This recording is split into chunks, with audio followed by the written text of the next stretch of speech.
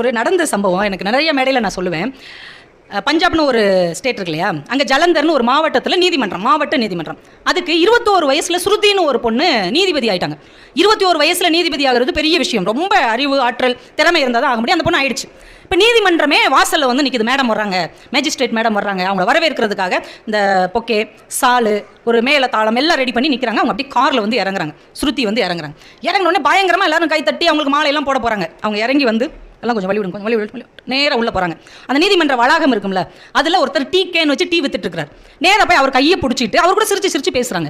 இவங்களுக்குலாம் அதிர்ச்சி. இன்னும் ஒரு மேஜிஸ்ட்ரேட் மேடம், ஒரு நீதிபதி, நீதி அரசர் இப்படி அவர்கிட்ட போய் பேசிட்டு இருக்காங்க. மேடம் வாங்க மேடம், உங்களுக்காக தான் இவ்வளோ பாராட்டு, நீங்கள் என்ன டீ கடைக்காரங்க கூட போய் பேசிட்டு இருக்கிறீங்க.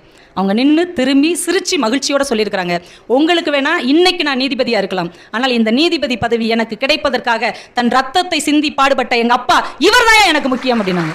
அந்த செகண்ட், அந்த தருணம் அவங்க அப்பாவுக்கு எப்படி இருந்திருக்கும் நினச்சி பாருங்கள். அந்த ஒரு கணம் நீங்கள் அவங்க அப்பாவை நினச்சி பாருங்கள். அதுக்கு முந்தின நாள் வரைக்கும் ஒரு டீ கடைக்காரரை, ஒரு கோர்ட்டில் வேலை பார்க்குறவங்க மதிச்சிருப்பாங்களாப்பா? டீ கடைக்காரர்கிட்ட என்ன சொல்லுவாங்க? தான் 4 டீ போடு, அது அக்கௌண்ட்டில் போடு, அதை அப்படியே ஒழிச்சு தூக்கி போடு சொல்லுவாங்க. இனிமேல் என்ன சொல்லுவாங்க? இனிமே அவர் டீ கடைக்காரர் தான். நீதிபதிக்கு அப்பா நான் உடனே குமாஸ்தா வாக்கி உள்ளே உட்கார வைப்பாங்க, அவர் அதே டீ கடைக்காரர் தான். ஆனால் எப்படி பேசுவாங்க?